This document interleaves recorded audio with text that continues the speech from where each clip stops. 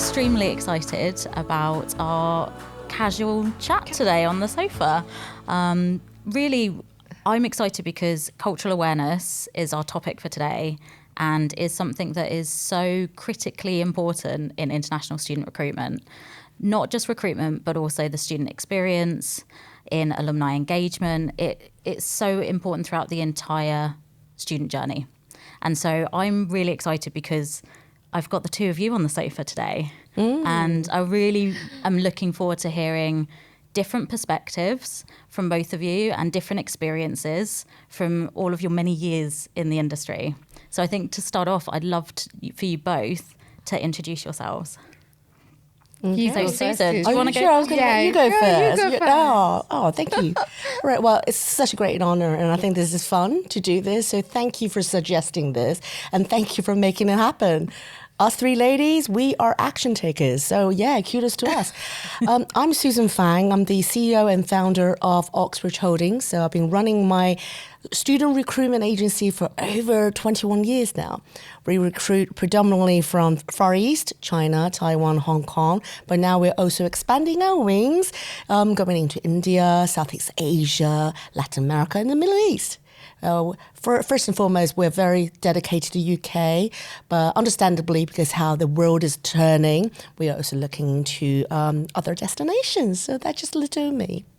Thanks, Susan. Wonderful, Susan. So I'm Cecilia, and I'm Director of Client Success at Acumen. I've been in the business for 27 years. I always laugh when I say this because it just makes me feel so old. And I have walked the whole journey from being a student right through to now being a parent. And I'm originally from Malaysia, but have lived in the UK now for more than half my life. Wonderful. And I'll do a little introduction as well. So I'm Kate Barnes, and I am the Partnership Development Director at Acumen, part of the Sanam S4 Group. But fairly new to working in this part of the international education sector. Prior to this, I was very much heavily involved in student recruitment, which is when I think I met you, Susan, for the first time, when I was visiting Taiwan. And I was a student recruitment manager back in the day, and then also have worked in admissions, all the way through to managing global teams and recruiting international students to many different universities. So I think we all bring something different to this conversation, which is what I'm so excited to hear about. So with the topic in mind, cultural awareness, Susan, I'm going to start maybe with you first. What does cultural awareness mean to you in your role and your business? What's so important for universities really to be aware of around cultural awareness? A fabulous question, but it's also a very big question, Kate. It is, I'm sorry. So challenging. Cultural awareness. I think every nationality, every country, or every region has its culture. So I think it's very important for us to bear in mind. I mean, the easiest example would be look at Europe. Europe as a whole has so many countries. I actually don't know how many countries there are, but we very rarely look at Europe as a whole. Sure, we have Euro, EU, you don't have to have a visa to go through different borders, although now we have exited from that and from the British kind of sense, but all the other nations, they are seen as a whole. However, they all have their culture. So we will never say, the Germans are very much like the French, or the Spanish are very much like Italians. So if we see it that way, so why are we looking at, say, China as a whole? China has so many provinces. Some of the provinces is bigger than Germany or France. So of course they have their own distinctive culture or characteristics. Yeah, so if we actually do that sort of analogy, then we automatically understand. We got to understand taking them as one individual region, and when we go from one place to the other, there are different sets of not just rules, customs, it's just habits. People have different habits, so you have to use the right language to speak to them so that you can assimilate and also feel affiliated with them, and those people feel represented. So to cut it short, I think we are one big nation as a whole, but individually we all have our own characteristics, and it's important to respect that. Yeah, I totally agree. And I think that I know, Cecilia, I'm going to come to you next, because I know that we've spoken a lot in our work, particularly with South Asia, but also in Southeast Asia, around that kind of pigeonholing sometimes a little bit that happens. And it might be through a lack of awareness that's why this conversation is so important. So Cecilia, what do you feel is kind of important for universities to kind of think about around cultural awareness, and why is that so important in student recruitment? I think, I speak from my own personal experience, and I think your question has triggered a memory for me as to why is cultural awareness so important. And I think that stemmed from my experience as an international student coming to the UK in 1994. And I just remember being so excited about that journey. And then when I got to the UK, and I think, I went to, I arrived in Hull, and Hull it wasn't very ethnically diverse at the time. And I think the experience I had at the university and also living in the city made me realize that a lot of people's behavior actually stems from not understanding, not having that knowledge. And so it made me realize that if only there was awareness, not just from the people who are in Hull about me, but about me understanding the Hull culture. So it's two people, it's both sides understanding.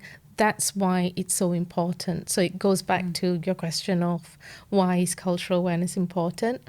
And then I think if I take it to the work that we do with universities, with schools and colleges, why is it important? Because everything that we learn, and the more we understand about different cultures and our own culture, it helps to inform what we do. It helps to inform our strategy. It helps to inform what we do in order to support students. So that's why it's important to me. That's great. And I think one of the things that I wanted to ask is, I know in the past you've done cultural awareness sessions with universities, and I'm sure that you, within your work, Susan, often give kind of support and guidance to universities. Are there any examples that maybe you could share that you would lead in some of those sessions that help both sides of that experience, whether it's from a student or a parent perspective, helping them to understand the new culture, or the other way around, helping to support universities and some of the guidance that you provide to them? A question to both of you. Cecilia, I don't know if you want to start off. I think if I start off, and maybe Susan, this is where you can really add the input. I think a big start to the cultural awareness topic comes in the student's perspective. It actually starts when we start talking to them about studying in the UK, for example. So it starts from there. Because as much as you give that information about the course, we also give the information about what's it like to live, what's it like to thrive. What do you think, Susan? Yeah, I think I'm just going to give a few pragmatic examples.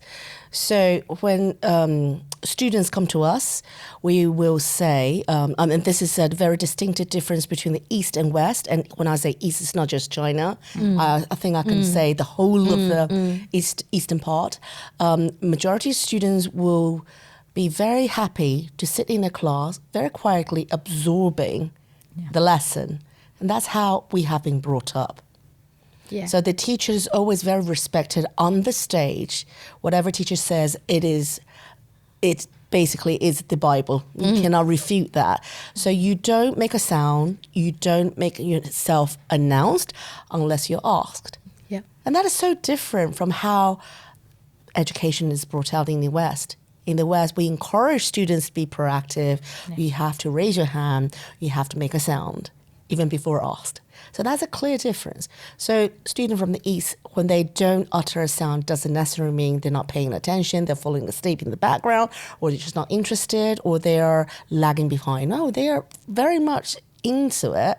They just need that extra encouragement from the Western teachers to advise and encourage them and say, actually, you can make a sound. In fact, I give you permission to talk.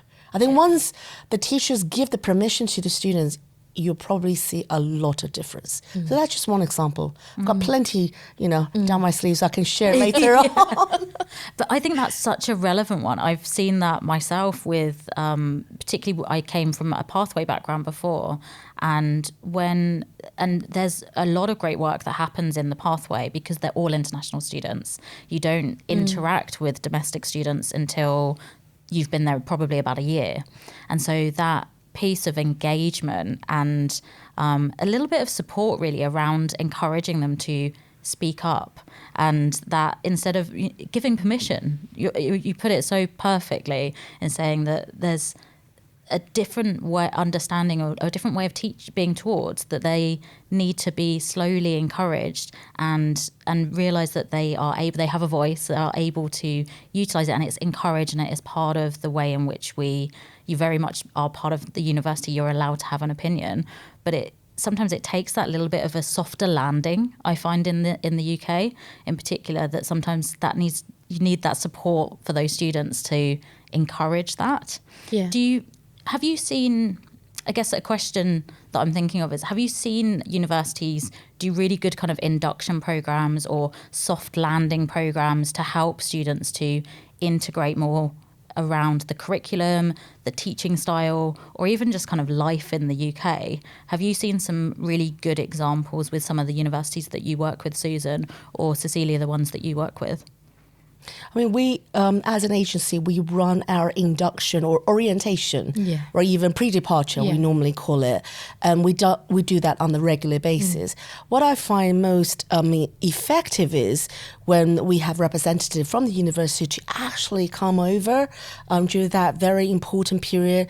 From May to July is around the time when students make their way to the UK or other destinations, and to really show them that they care so much that they're making their effort to come over to greet the families. And it's not just students. Yes. I think one thing UK university may be able to learn from other, perhaps the US, is that they do make the family, especially the parents, as part of the whole engagement. It's not that the children, now they've turned 18, so it's children's got to be independent and take stride on their own. We have to remember they are still children. The difference between 17 and 18 is very minimal. You can't expect at the age of 17, everything is done by their parents, even the bills are paid for them. They don't even know how to book an Uber, for example. And as soon as they turn 18 the next day, they can do everything by themselves. So get the parents involved. And one or two universities I have actually seen have actually done that, accepted our suggestion and taken that on board. And that's made a difference. I think, Susan, you've hit the nail on the head there. I think a lot of I think sometimes universities and institutions make the mistake of looking at things through the eyes of what it's like here. So here at 18, a lot of students are considered adults. They make their own decisions. But, in many Asian cultures, you are a child as long as even at the age of 25, you're still a child. I think that's very similar in a lot of Middle Eastern cultures, a lot of West African cultures, for example. A child is still a child, regardless of how old they are. But especially at undergraduate level, the parents want to really be involved in that whole kind of from decision-making, from the decision-making process right through to the end. The parents want to be involved, and we need to learn to speak the language of the parents.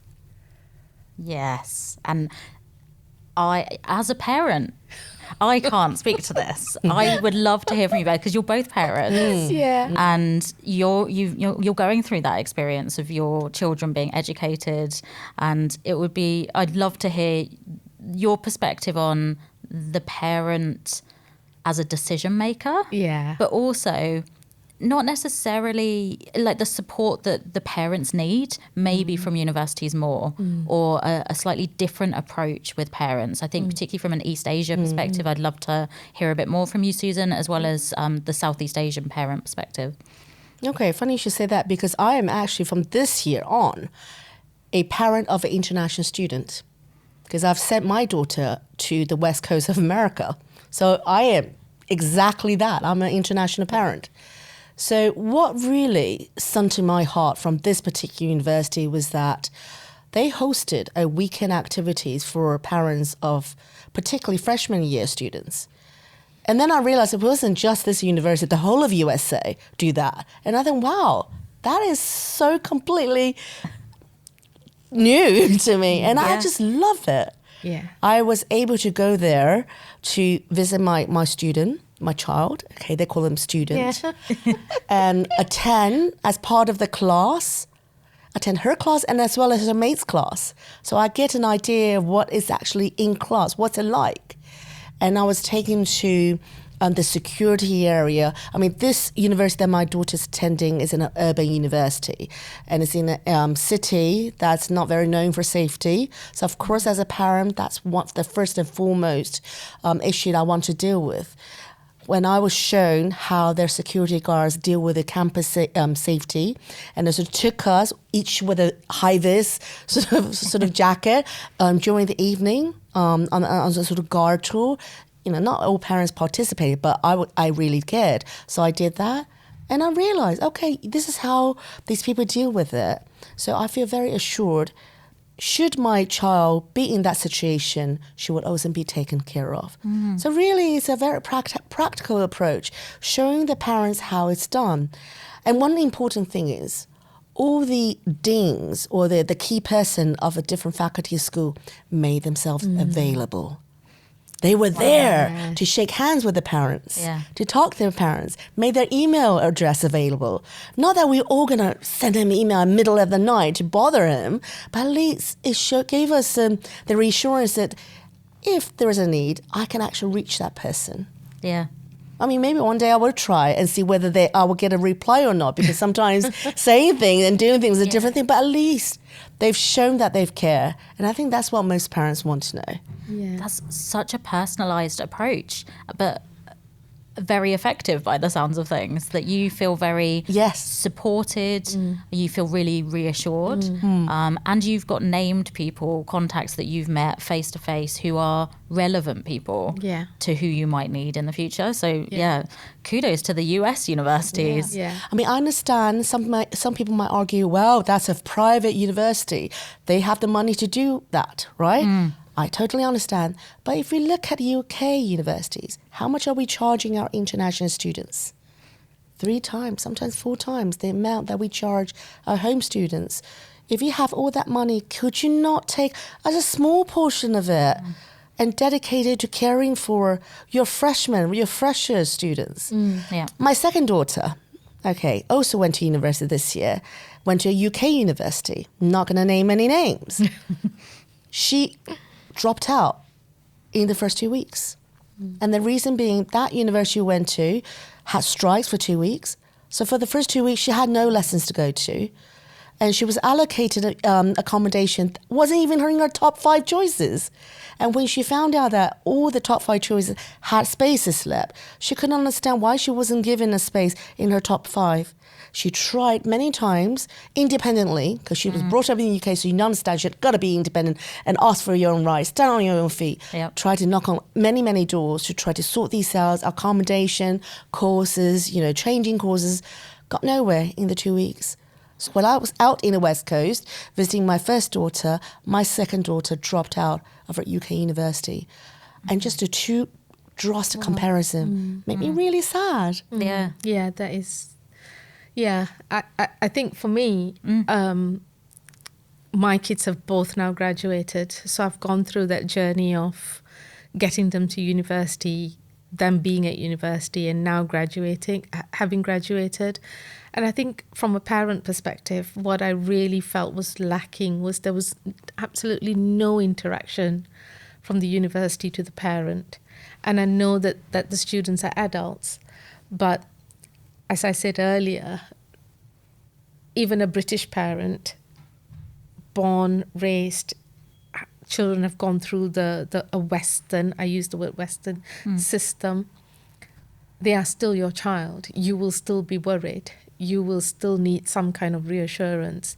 And to not have anybody contact you is quite strange. You know, we were blessed that our children didn't go too far away from us, so it was easy for us to commute if they were not well or anything like that. But can you imagine a parent of an international student?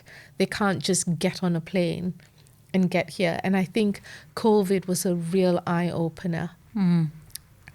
I think the pandemic and during COVID was when Susan and I first met virtually. Yes. And, you know, many parents, at that time I was running my own company, my own consultancy company, and many parents in Southeast Asia were getting in touch with me. I set up a Facebook group called the Parent Hub. And parents were getting in touch with me and they had kids all over across the UK universities. And it was so evident how many universities were not visible. They were not accessible. So there was nobody to contact. And I think from a university's perspective, it's so important to remember that you may have your salesperson, your international recruitment people out in markets, seeing the parents and seeing the students. They're not the ones that will see the students necessarily when the students come on campus. So where's that continuous kind of communication lines? You know, it may be seamless on the university side, but on the student and the parent side, it's almost stop-start. There isn't there's no continuity to the process. Yeah. And it's the same when they've graduated, right? So where's the support post-graduation? Many people want to sign you up as an alumnus because there's things that alumni officers need to do. But that in between, that fresh graduates, there's a gap. Yeah. So it's food for thought, I think. I 100% agree, and it's already given me food for thought and a memory actually of something from years ago that I forgot how influential it was and hadn't realised, I don't think, until sitting here and speaking to you both. But when I was living out in Asia, in Hong Kong, and we working across Southeast Asia, there were a couple of parents that I met along the way who were huge advocates for international education and supporting other students and other parents who were going through that journey. And it was kind of just through meeting these parents who had this, I don't know, oomph about them. Like they really wanted to share their experience and help other parents, that helped something very natural form, which was this group of parents, similar to what you were talking about, Cecilia. Yeah. And it really helped me. I was a recruiter being selfish, wanting to recruit more students. Yeah. But it really helped me to recruit more students. Yes. But also to help the student support. It helped with the parent reassurance because they could meet other parents who've been through that experience. Totally. Who had questions. Yes. And also they all just shared their WhatsApp. They're so open to share. And I know in the UK we have a lot of rules around, data protection and all of that. So sometimes it is these rare gems in these people that you meet, and these parents and students as well that you meet and alumni that can create something on behalf of a university or on behalf of multiple universities where they can share their experiences and support one another. Yeah, I often say, and I don't know what you think, Susan, I often say that they're the best voices. They're the best brand ambassadors that the universities can have. You know, I volunteered myself to be a parent influencer once. Just to say that, because you have that authentic voice, right? And many other parents listen. And, it's so easy to organize an event where you invite the parents. Many people do this. They do it at pre-departure events, and parents come along, and you will notice parents will immediately start sharing and exchanging numbers, and then they create that group. Yeah. And they then create a little community, and they are your word of mouth advertising. Yeah. That's why the student experience is so important. You get it right. Yeah. it will be fantastic. You get it wrong. Yeah, it's a double-sided sword. I often advise my university partners that the real work only starts when the students actually arrive at the university. Correct. Yeah. You can do 10 good things. People will start remembering what you've done, but just one bad thing and they will rule you out. And it will take you hours and days and years to turn that around. So I fully agree about the parents group because I belong to like 5 or 6 for my own 2 daughters.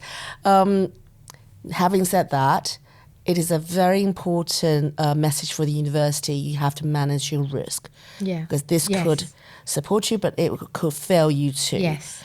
But parents group is a great way to manage any kind of crisis. I'm not saying university will not do wrong things. Sometimes people make mistake, but as soon as you own up, convey that very well through the parent group, your advocate's going to stand by you, provided you don't hide it behind the back. Yeah. Yeah. It's so in so much of what we do, that community, the building of a community, whether it's a parent group or even with students. I've seen a new, universities entering new markets and recruiting maybe 1 or 2 students, and it's about making sure they have the best experience, so then you get the next 3 or 4 the next year. And that's how you grow markets, is through that reputation, through a positive student experience. And often those communities, it's really important for certain nationalities. I've seen that for example, in the Middle East, Kuwaiti students often want to go where their friends are. Correct. And so you get these real hubs where there's a group of students, but you can see how universities can start to grow that just by having 1 or 2 students go who maybe are breaking the mold but have a really positive experience, and then word of mouth spreads and spreads and spreads. And that's happened with so many other different countries and different cultures. But I think that building and sustaining a community is so important, and making sure that students are happy and having that positive experience. And I think we were talking, I think just the other day, about different cultural events and the importance of respecting other countries and making sure that students feel like they have the space to celebrate and to still celebrate those different festivals, those different cultural events, whilst they're living overseas. I don't know if you both have any thoughts on this. Most definitely. I think, as Susan said, the student experience is so important, because if you get it right, it's brilliant. If you get it wrong, it can be quite devastating. But, why is cultural awareness important? Because if people in the university who design the different activities or who develop strategies have a good understanding and awareness of what is important in different cultures, what is important in the different target markets that they look at, then that will help inform the different activities and the different sort of key themes that the university needs to look at. So, and a good example is many students, who come from the Middle Eastern societies or the Muslim societies, for their parents and themselves, accessibility to halal foods, faith, the ability to be able to go to the mosque, for example, a place where they can pray, it's very important. So for us to be able to make sure that they feel comfortable and comforted, what we do in terms of our marketing materials, what we do in terms of our pre-departure information, what we do in terms of, our colleagues who are in the accommodation office and in the facility services, for example, who go and do the cleaning of accommodation. If they understand that for some of students, they may have a prayer mat on the floor, it's important not to walk on it. And, if they have that understanding that this is why they put a mat on the floor, if they have that gives them the understanding, that changes behavior. it's not about tolerance, it's about acceptance. And the other thing which is really important, and I'll shut up after that. No, please. The other thing that's really important as well is we also need to understand the local culture. Yeah. Because the international student needs to understand the local culture. So what is our strategy in sharing that local culture, that knowledge to students before they get here? What do we put in our information to our current students as well?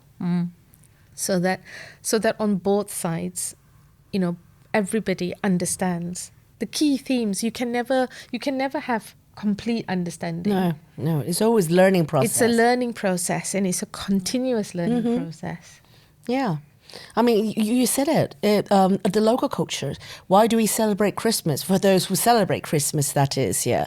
A lot of, not just singling out Chinese students, but maybe Eastern students will say, well, I'm here to study. The term has finished. Therefore, I could just go home because that's what I normally do if I were in Far East. I finish school, I can go home. But they forget that Christmas is a big part of the local culture here. It will seem to a lot of local UK people, home students, that you are accepting, you're embracing the local culture by staying on for a few days to attend Christmas shows or Christmas celebrations or even sing-along in church. Sorry, I forgot the term. Carols, that's it. Thank you. Yeah. So this is a two-way understanding. It's not just understanding the international student side, but also trying to get them to embrace what's happening locally. Yeah. It's things to facilitate that, I think, which is really important. And I think especially where we are right now, the world that we are right now is sometimes so divided. And the young people that come to study with us, it's a real opportunity for us to encourage people to understand more. And I think when there's understanding, it enables people to behave in a different way, I believe. So the example you've given about Christmas, many a times I used to say this when I've done work with different institutions. Have we ever walked in the shoes of an international student during Christmas? And they often look at me and wonder why I asked that question. And I say, if you're an international student and you're there and you see that the week before Christmas everything is shutting down, people are going back to their homes. If you are staying in university accommodation and sharing a flat with 4 other local students and they've gone home, you're on your own. So what happens to that students who are on their own? What are we doing? Are we really welcoming them? So I did a cultural awareness training once for one of the institutions, and we did this for the library staff. And one of the actions that came out of it was they said, you know what, we're going to put out notices to see anybody in the university community that might want to have a visitor, like take in an international student to experience Christmas dinner. And actually the take-up was so good that it started happening every year. They started doing this, and then they would do an international students' Christmas festival, like 2 weeks before Christmas.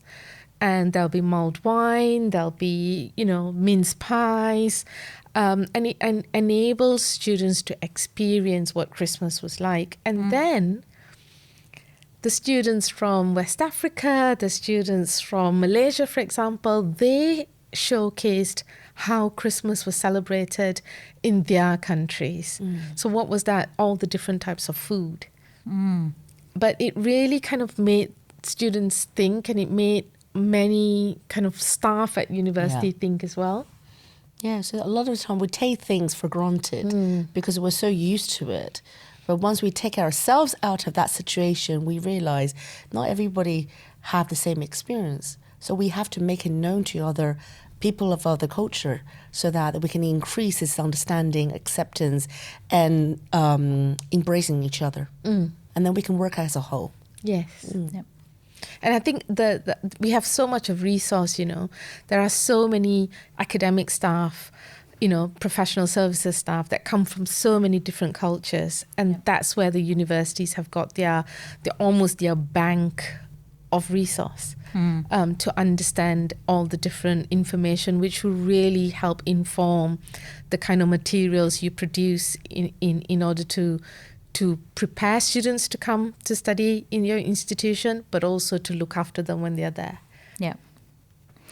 I think there's so much great conversation that we're having here, but I think I'm just going to there's so many good ideas, I think, that are being shared, and experiences that you both had.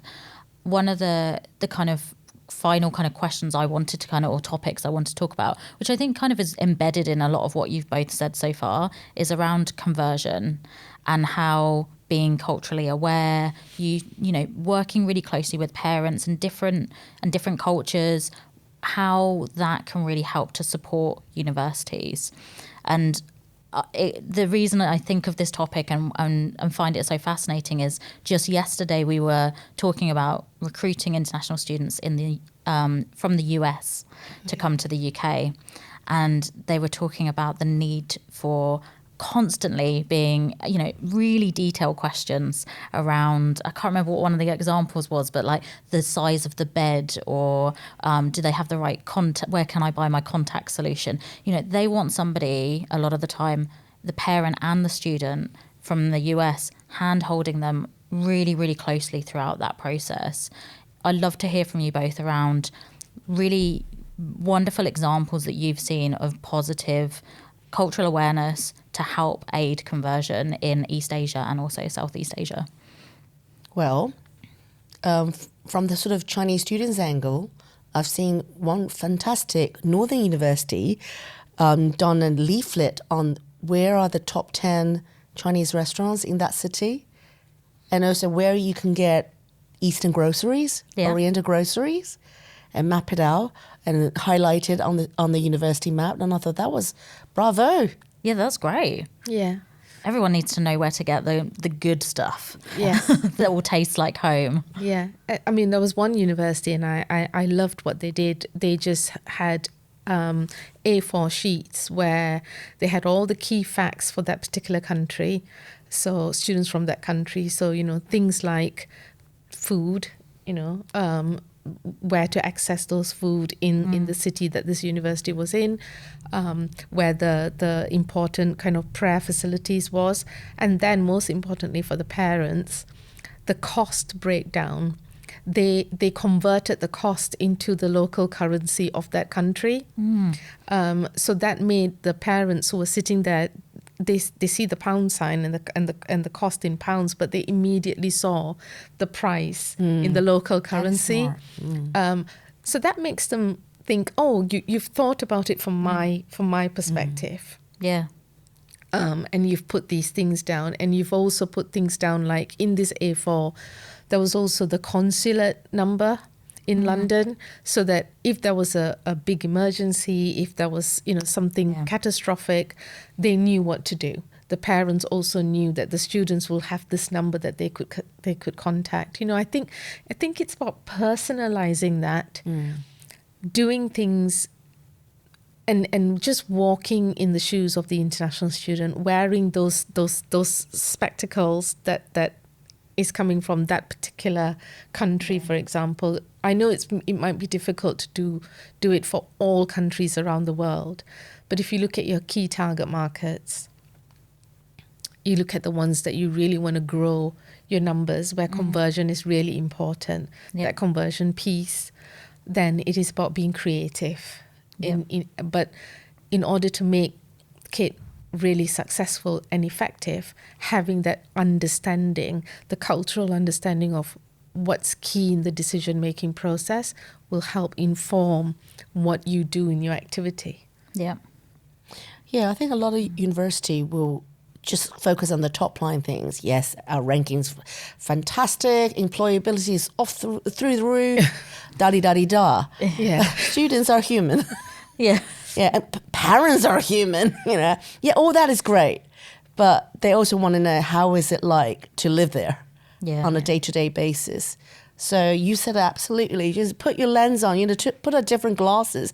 Imagine yourself as an international British student going off to South Africa, going off to Malaysia, going off to China to study. What would be the key things that you would consider? And if you're a parent of the British about to send your British child off to America, what would you think of the nitty-gritty things? Just change. You just put yourself in other people's shoe, and then suddenly you realize, I don't really care about the ranking. I mean, it's great. Yeah, my child is going to this top QS 100 or whatever, but there are more things, even more critical to consider. And also, I think a good reminder to everyone is parents nowadays, and this is going back to the parent piece, they are very well informed. The parents are our our age. We're savvy. We're on all sorts of apps. Probably do more TikTok than our kids. Yes. They've done their research. They would have lived an international student experience maybe at one point. They would have traveled because of their work. So they're not necessarily not informed. So they've got that thing of, they've got the information about the ranking, for example. They've got the information about the academic piece, but the information they haven't got is about what's happening with the student experience, what kind of support the student's going to have. I think that's really key. Even down to how many contact hours there will be at this certain university for that particular course. Because, again, it's a cultural difference. Maybe in the Far East or in Malaysia, contact hours is like every day your time is filled. You're expected to be at lecture hall or seminar room every day. But that's not the case in the UK. Yes, a lot of self-study errors. So you need to convey that and try to get your students to understand what to expect. And this is all part of managing expectation. Absolutely. Thank you both. I've had such a great chat with you both. And I just think it was such an important and critical topic for anyone in international student recruitment and working for a university or a college. So thank you both. Thank you, Susan. Thank you, Cecilia. Thank you, Kate. Thank you. Can I just add a bonus point? Yeah, I was going to say any last points, please. If you really want to sing to the heart of an international student, I know this is probably a bit extra, but I don't think it's going to cost a lot, and it can be standardized. Maybe just a little goodie bag on the bed of your international student. So it's the first thing they see on arrival. Yeah. And please don't do chocolate, and just do something that's related to where that student comes from. Yes. I love that. Last bit of advice from Susan. Cecilia, any last words? My last bit of advice is just be authentic. Don't pretend to be something you're not.